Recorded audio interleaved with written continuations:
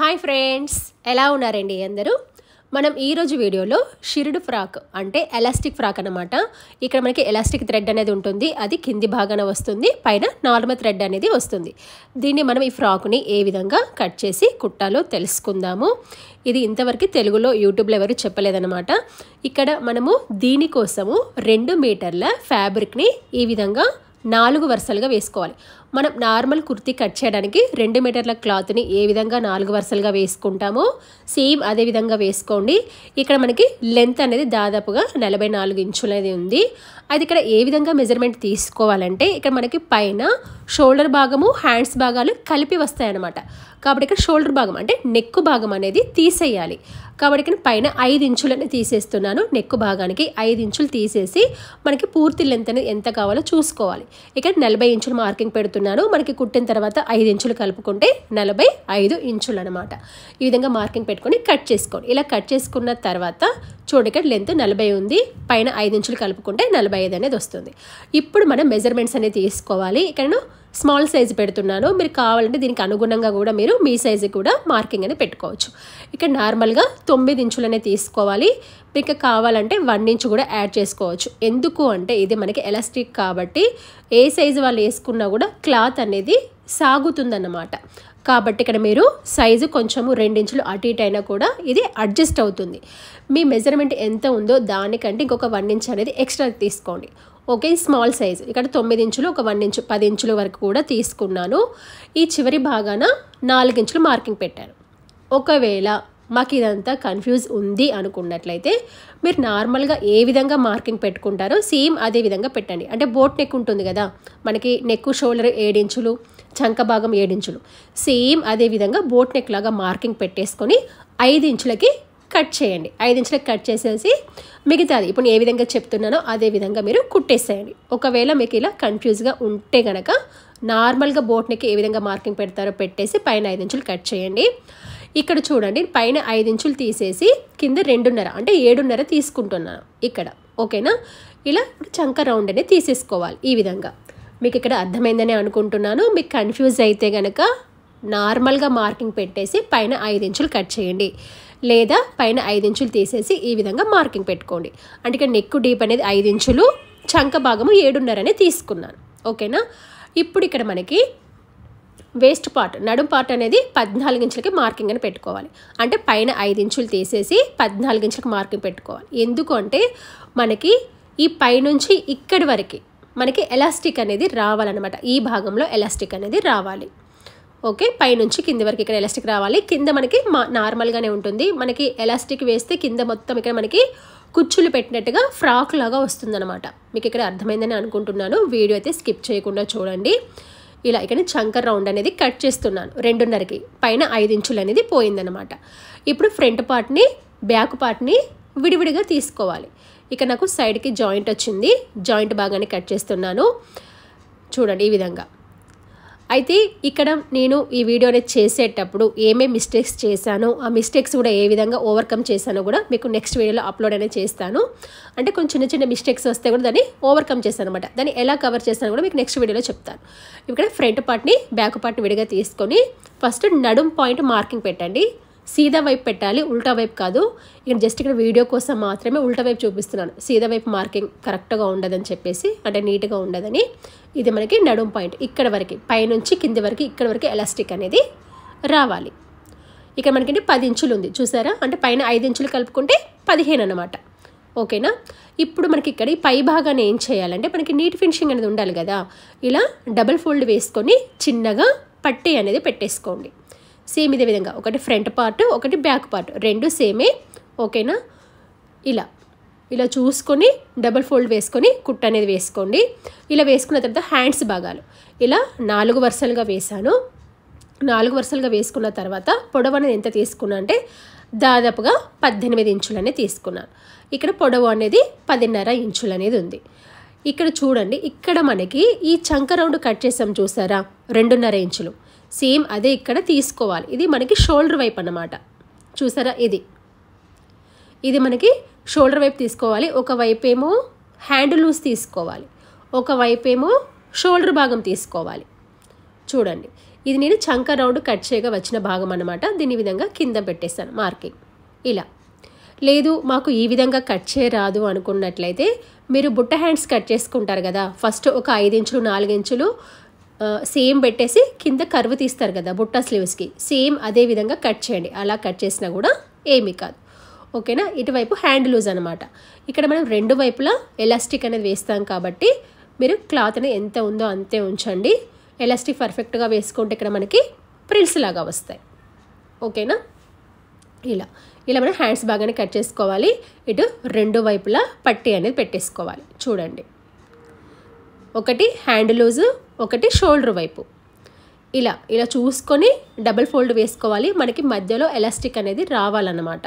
Elastic సరిపోయే మందం చూసుకొని దానికి తగ్గట్టుగా 2 వైపులా పట్టీ అనేది పెట్టుకోవాలి. ఇలా మనం కటింగ్ అనేది చేసుకున్నాం కదా. ఇప్పుడు స్టిచ్చింగ్ కనుక చూసుకున్నట్లయితే ఫస్ట్ ఇక్కడ చూడండి, ఈ పై వైపున ఇలా డబల్ ఫోల్డ్ వేసి కుట్టు వేస్తున్నాను మనకి నీట్ ఫినిషింగ్ కోసం.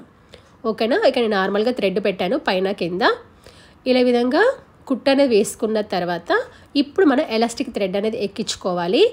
ఇక్కడ ఎలాస్టిక్ థ్రెడ్ అనేది ఎక్కించుకోవడానికి పైన నార్మల్ థ్రెడ్ అనేది పెట్టేసుకోవాలి. కింద బాబిన్లో ఎలాస్టిక్ థ్రెడ్ అనేది పెట్టాలి. చూడండి, ఇక్కడ మనకి ఈ స్క్రూ దగ్గర కొంచెం లూజ్ చేసుకోవాలి. ఈ ఎలాస్టిక్ థ్రెడ్ నేను మీషోలో తీసుకున్నాను.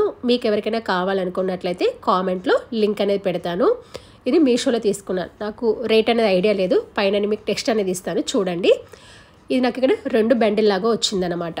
ఇప్పుడు ఒక బండిల్ అనేది ఓపెన్ చేస్తున్నాను. చూడండి, ఇది మనకి మొత్తం ఎలాస్టిక్. మీరు కావాలనుకున్నట్లయితే మీరు ఒక దానికి చుట్టు కూడా పెట్టేసుకోండి. ఇది మనకి దారం లాగా, అంటే జస్ట్ ఇక్కడ మనకి పైపింగ్ థ్రెడ్ ఉంటుంది చూసారా, సేమ్ అదే విధంగా ఉంటుంది. ఇంకా సన్నగానే ఉంటుంది. చూడండి, ఈ విధంగా ఉంటుంది అనమాట థ్రెడ్ అనేది. ఎలాస్టిక్ థ్రెడ్ ఇది సాగుతుంది. మీరు కావాలంటే మీరు హ్యాండ్స్కి చివరి భాగాన డిజైన్ లాగా కూడా వేసుకోవచ్చు దీన్ని. ఇలా మనము థ్రెడ్ని సెట్ చేసుకున్న తర్వాత దీన్ని బాబిన్కి ఎక్కించుకోవాలి. మనం నార్మల్గా థ్రెడ్ని ఏ విధంగా తిప్పుకుంటామో సేమ్ అదే విధంగా తిప్పుకోవాలి. తిప్పుకున్న తర్వాత దీన్ని బాబిన్ కేస్లో పెట్టాలి. ఇక్కడ మనకి ఇది కొంచెం లావుగా ఉంది కదా, టైట్గా ఉంటుంది కాబట్టి ఇక్కడ స్క్రూని కొంచెం లూజ్ చేసుకోవాలి. స్క్రూని లూజ్ చేసుకొని ఈ థ్రెడ్ని ఎక్కించుకోవాలన్నమాట. ఓకేనా. లూజ్ చేయాలి స్క్రూని. ఇప్పుడు దీనిలో బాబిన్ కేసుని పెట్టేసుకున్న తర్వాత పైన మనకి నార్మల్ థ్రెడ్ మ్యాచింగ్ థ్రెడ్ పెట్టేసుకొని కింది నుంచి దీని విధంగా తీసేసుకోవాలి. ఇలా తీసుకున్న తర్వాత ఇక్కడ మనకి ఏంటంటే సీదా భాగం అనేది పైకి ఉండాలి, ఉల్టా భాగం అనేది కిందికి ఉండాలి. ఎందుకంటే ఎలాస్టిక్ అనేది కింద రావాలన్నమాట. మనకి నార్మల్ థ్రెడ్ అనేది పైకి రావాలి. చూడండి, ఇలా సీదా భాగం పైకి ఉంది కదా, అంటే కరెక్ట్ భాగం అనమాట. సీదా భాగం అంటే ఇలా కరెక్ట్గా ఒక ఖర్చు లెవెల్లో చూసుకొని ఈ విధంగా కుట్టు అనేది వేసుకోవాలి. చూసారు క్లాత్ అనేది ఏ విధంగా ఇలా ప్రిల్స్ లాగా వస్తుందో ఇలా కరెక్ట్గా చూసుకోండి. ఇలా క్లాత్ మాత్రం ఇలా సీదా ఉండే విధంగా చూసుకొని ఇప్పుడు తిప్పేసి మళ్ళీ కరెక్ట్గా ఒక పాదం లెవెల్లో చూసుకోవాలి. చూడండి, వెనక వైపు ఎలాస్టిక్ థ్రెడ్ ఉంది, పైన నార్మల్ థ్రెడ్ అనేది ఉంది. ఇలా పక్క భాగాన మళ్ళీ ఒక ఖర్చు లెవెల్లో చూసుకొని కుట్టు వేసుకోవాలి. అలాగే ముడతలుగా వేయొద్దు. ఇలా క్లాత్ని ఇలా సెట్ చేసుకోవాలి. ఇలా క్లాత్ని సాపుగా అనుకోవాలన్నమాట. ఇలాగే ముడతల మీద వేస్తే క్లాత్ అనేది ఇంకా చాలా చిన్నగా అయిపోతుంది. ఇలా క్లాత్ని విధంగా సాపుగా సెట్ చేసుకోవాలి. ముడతలు లేకుండా సెట్ చేసుకుంటూ కరెక్ట్గా ఒక ఖర్చు లెవెల్లో కుట్టు అనేది వేసుకోవాలి. చూడండి, ఇలా క్లాత్ ముడత లేకుండా చూసుకోవాలన్నమాట. వీడియో అనేది స్కిప్ చేయకండి. స్కిప్ చేస్తే అర్థం కాదు.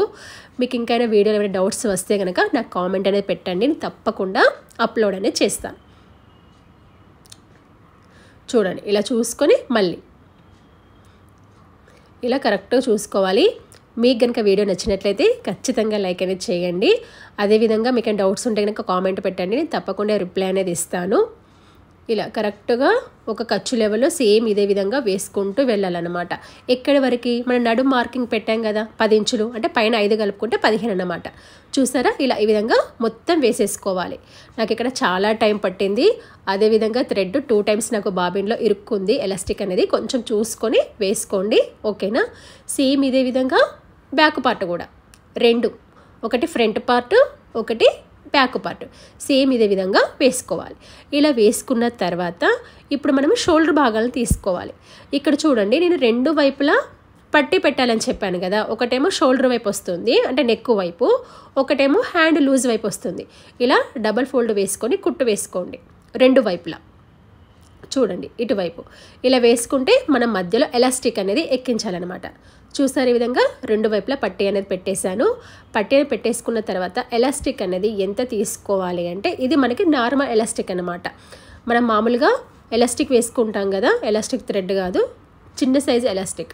ఇది పొడవు అనేది 12 ఇంచులు తీసుకున్నాను హ్యాండ్ లూజ్ వైపు, షోల్డర్ వైపు ఏమో 10 ఇంచులు తీసుకున్నాను. మీ చాయిస్, మీకు ఎంత కావాలో మీరు తగ్గట్టుగా తీసుకోండి. ఇక్కడ షోల్డర్ నెక్ వైపు 10 ఇంచులు సరిపోతుంది, హ్యాండ్ లూజ్ వైపు ఏమో 12 ఇంచులు అనేది సరిపోతుంది. మీకు ఇంకా లూజు టైట్ ఉన్నట్లుగా అనిపిస్తే మీరు దానికి తగ్గట్టుగా అడ్జస్ట్ చేసుకోండి. ఇక్కడ మనం నాడ భాగాన్ని ఏ విధంగా ఎక్కిస్తామని సేమ్ అదే విధంగా ఎక్కిస్తున్నాను రెండు వైపులా. ఇలా ఎక్కించుకున్న తర్వాత కొంచెం మనకి ఎలాస్టిక్ అటు ఇటు పోకుండా రెండు వైపులా చివరి భాగాన కుట్ట అనేది వేసేసుకోవాలన్నమాట. చూడండి ఈ విధంగా, సేమ్ ఇదే విధంగా రెండో వైపున కూడా చూడండి. ఇలా రెండు వైపులా ఎలాస్టిక్ అనేది ఎక్కించాను, అటు ఇటు జరగకుండా రెండు వైపులా కుట్ట అనేది వేశాను. ఇది ఒక హ్యాండ్ భాగం అన్నమాట. సేమ్ ఇదే విధంగా ఇంకొక వైపు. ఇక్కడ మీరు జాగ్రత్తగా గమనించండి, మనము ఈ చంక రౌండ్ కట్ చేసాం కదా, అది మనకి షోల్డర్ నెక్ వైపు రావాలి, ఇంకొకటేమో హ్యాండ్ లూజ్ వైపు రావాలన్నమాట. ఇప్పుడు మనం దీన్ని ఏ విధంగా జాయిన్ చేయాలో చూద్దాం. ఇప్పుడు ఇక్కడ తీసుకున్నాం, ఒకటి ఫ్రంట్ పార్ట్, ఒకటి బ్యాక్ పార్ట్, రెండులో సీదాకి సీదా వైపు చూసుకున్నారు కదా. ఇది కరెక్ట్గా ఉందో లేదో చెక్ చేసుకోండి, రెండు ఈక్వల్గా వచ్చేలా చెక్ చేసుకోండి. చెక్ చేసుకున్న తర్వాత ఇప్పుడు సీదా భాగాలు పై వైపుకు ఉండే విధంగా వేసాను. దీనికి ఏ విధంగా జాయిన్ చేసుకోవాలంటే ఈ చంక భాగం ఉంది కదా, ఇక మీరు జాగ్రత్తగా గమనించండి, బాడీ పార్ట్ కూడా చంక భాగం కనబడుతుంది చూసారా, ఇక్కడ ఇది మనకి కనబడుతుంది అనమాట. ఇది చూసుకొని కరెక్ట్గా ఇలా చూసారా, ఇది మనకి కరెక్ట్గా సరిపోతుంది. ఎందుకంటే మనం సేమ్ అదే పార్ట్ తీసుకొని మళ్ళీ హ్యాండ్ కట్ చేసాం కదా, ఇలా సరిపోయింది అనమాట. ఇలా సరిపోయిన తర్వాత ఇది ఇక్కడ ఇలా రావాలి. వచ్చిన తర్వాత పైన మనకి ఎలాస్టిక్ ఉంది కదా, అది మనకి షోల్డర్ నెక్ కింద వస్తుంది. ఈ మిగతా కింది భాగము రెండో వైపు అన్నమాట. మీకు చెప్పాను కదా, మాకు ఇలా కట్ చేయడం రాదు అనుకున్నట్లయితే మీరు నార్మల్గా హ్యాండ్స్ కట్ చేసుకొని మీకు ఎంత కావాలో అంత ఎలాస్టిక్ వేసుకొని మిగతాది చంక భాగంకి అటాచ్ చేసుకుంటే సరిపోతుంది. అంటే బుట్ట స్లీవ్స్ లాగా కట్ చేసుకోవాలన్నమాట. ఒక 4 లేదా 5 ఇంచులు స్ట్రైట్గా కట్ చేసుకొని చంక కర్వ్ తీసుకొని దాన్ని బాడీ పార్ట్కి జాయింట్ అనేది చేసుకుంటే సరిపోతుంది. ఓకేనా, ఇలా చూసుకొని ఇలా ఇక్కడ మనము జాయింట్ చేసుకుంటే మనకి పైన షోల్డర్ భాగం నెక్ భాగం అనేది వస్తుంది.